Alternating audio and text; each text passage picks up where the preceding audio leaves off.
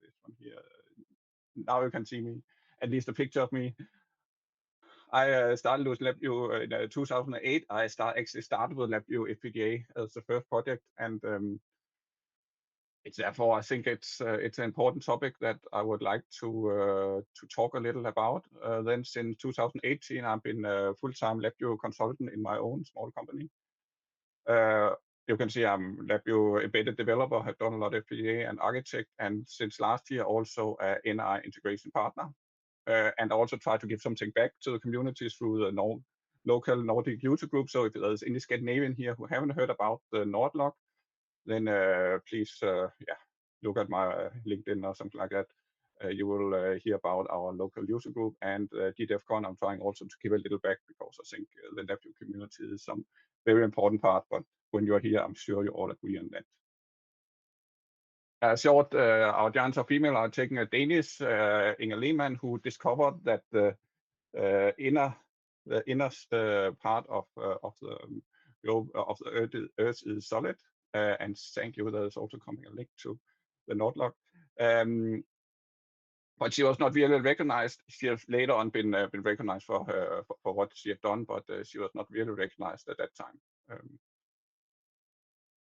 I will talk about FPGA and especially how you are, because the FPGA is very static, so you can't just go in and probe it. We'll just see what FPGA is. FPGA is actually you are programming all the interconnects here. Then there's some logical blocks, and there's some IOs. And if a signal from IO here, for example, then it's been routed through the interconnect to a logic block. And from the logic block, it and then could be routed out to something else. But it's not something you can change dynamically. It's something that are fixed when you program it. It's not like a PC program that can just increase the memory, increase the size during execution. It's fixed. Some small about LabVIEW FPGA. I'll take two simple examples. You have a very dedicated here at running a single cycle time loop. That means it's running on the FPGA frequency, in this case 40 megahertz. So when this one is written, there's some register that had way in, but every 40 megahertz it's written, it's inverted and sent back again. It is some very time deterministic. You can also do some complex that is not completely time deterministic, but there is some limitation in how much you can change.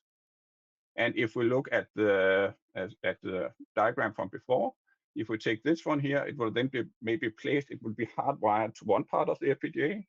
And if you take the other one, it will be hardwired to another place of the FPGA. So no matter how much resources, how much extra time this one is taking, it can't take more resources, but more times, it will never affect. It's pure deterministic real time. It's also really what I'm happy about it. And it is so easy when you know FPGA.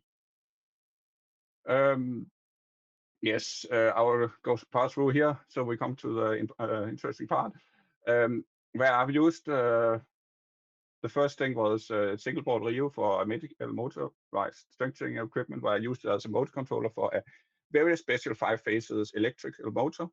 All the 5 phases should be controlled the current in different way to give the optimal results. So I could have 4 or 5 parallel controls for the phase current, and then all the other controller could also run very fast with a single board Rio. From I started using FPGA to this one was on an exhibition. It was less than 5 months.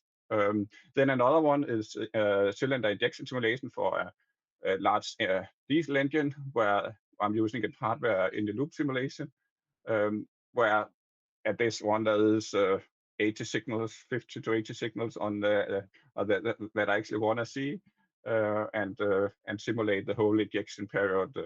The different fuels can come in, the heating, the cooling, everything, and then everything else where I can use it. I often end up putting a little FPGA part in the project because it's just so much easier when you have a CPU. It's only when there is money for a CPU. Oh, yes, but then we are talking about optimization here. Then I'll just take this one in. You can't really have Moore's law for FPGA. It's not as growing as you have from other chips, but it is growing every year, some kind of exponential. And then we can say, okay, I had one customer that asked, why should we optimize so much? We can just buy some new Cereos, and then we can use that. Yeah, the latest Cereo was from 2018. The one single board Rio, it's 1 year later, but yeah, you can't just take a newer one. You can't just take a bigger one. It's not possible for FPGA. If you want, when you want to see the signals on the FPGA, I can. In general, there are two ways. The one is here. You have here we have an analog input where we send it to a front panel. You know, the indicator, and then from the host, from the PC, you can then read that indicator. It's a good simple way to read it.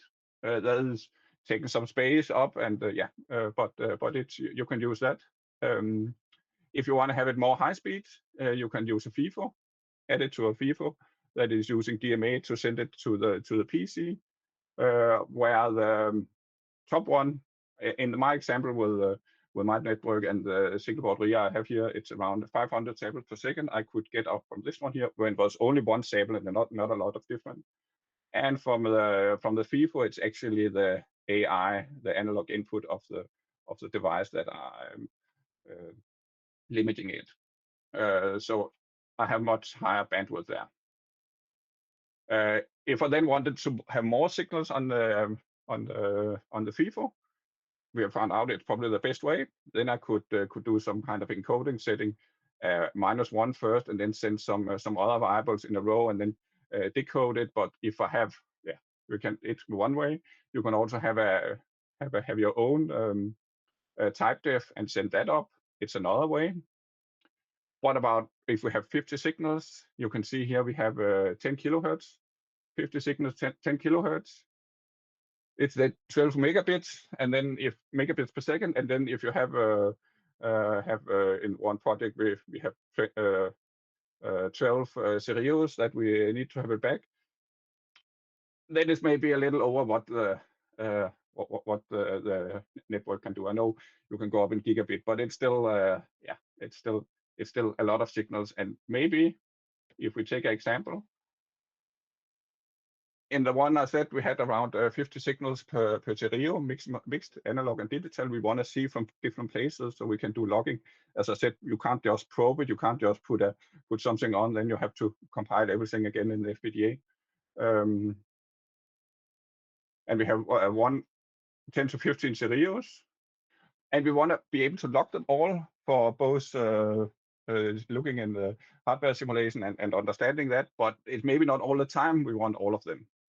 So therefore, therefore, it's the question is there is a more optimal way, a dynamic way of selecting the signals you want. We have just learned that the FPGA is very little dynamic. So yeah, it's not FPGA is not very good in dynamic. Use optimized bandwidth. Yeah, we of course want to use the optimizer for the bandwidth, so we are not using too much. You solve before what it could be. Then I'll just take it here. I will make a demo where you can see a little more. What I'm doing is I'm sending 1 to 5 64-bit words, adding a 1 as encoding in the beginning. Then I have some timing so I can synchronize them. Then I have some digital values. I can for the digital signals, and then I have 1 if I only send 1 word analog. If I send 2 words, I have 4 analog, and then so on up to 5. I've limited to 5 because it's also taking space in the FPGA how many you're taking. So I have this one here. It's a simple one that I'm actually being used. I end up using a lot of different places, and yeah, I took it in here because I think it has not been so much talked about that earlier on. I will make a short demo and see if that also crashed with my PC crashing. I will see if that is running. It is not running. Why it's not running? Why it's not running? Why it's not running? Very good. Very good. We will see if we can get it to run.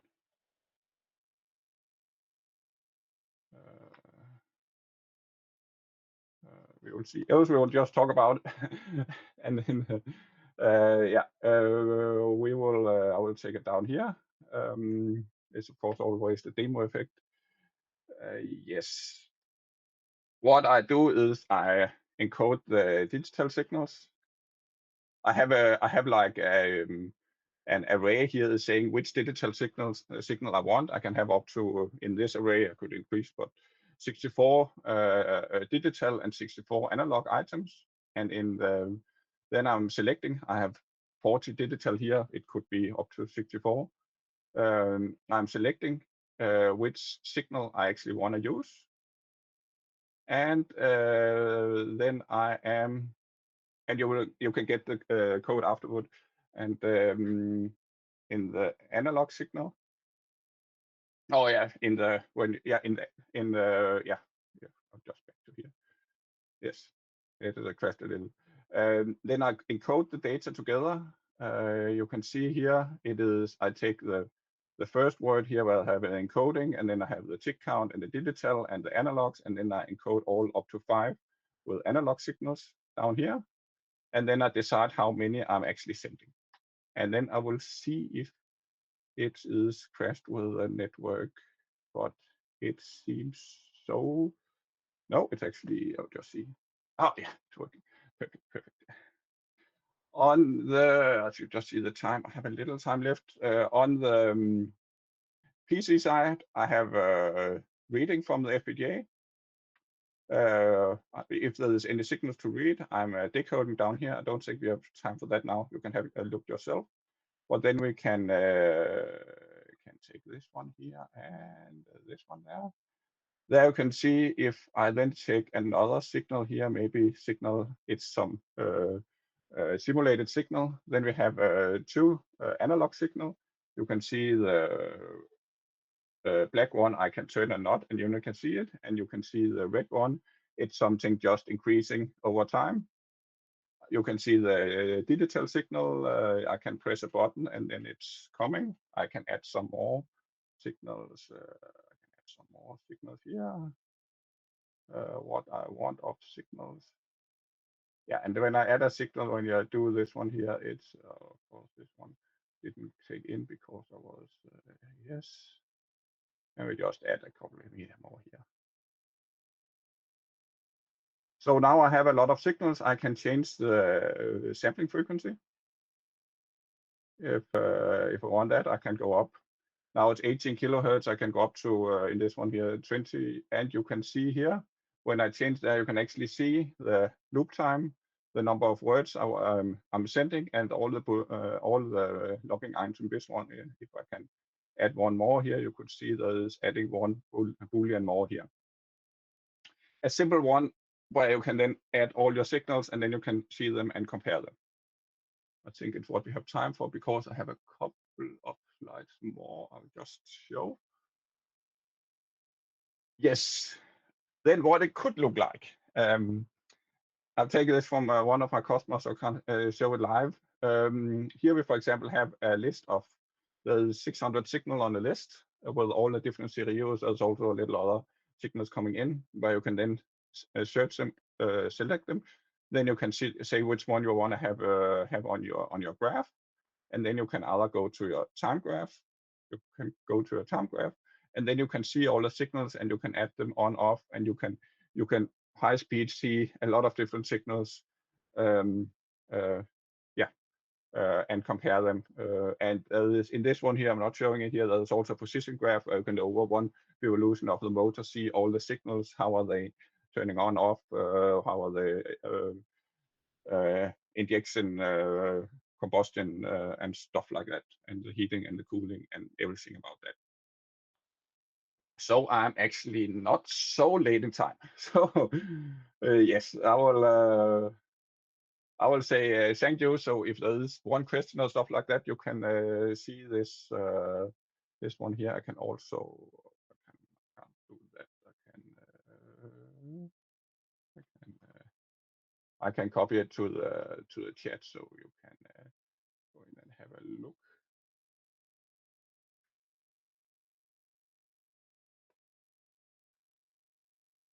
It's not working.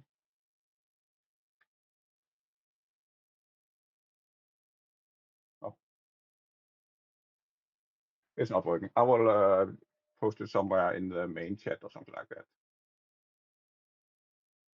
Okay. No, it's not. Yeah. Yes. If there's any question, thank you. Thank you. Somebody could yeah, demo effect. So yeah, I will give it further if anybody have something.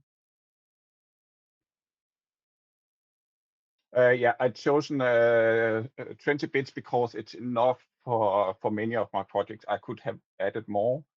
I can't use 21. Then I could have could I use 21? Yeah, well, I could have used 21 in a 64-bit presentation, 64-bit bit word. That's right. But it's for analog input. It is 16-bit, and then it's scaled. No, what? Yeah, it's calibrated, and then you get something like 15 or 20-bit out. So therefore, I've chosen 20-bit here.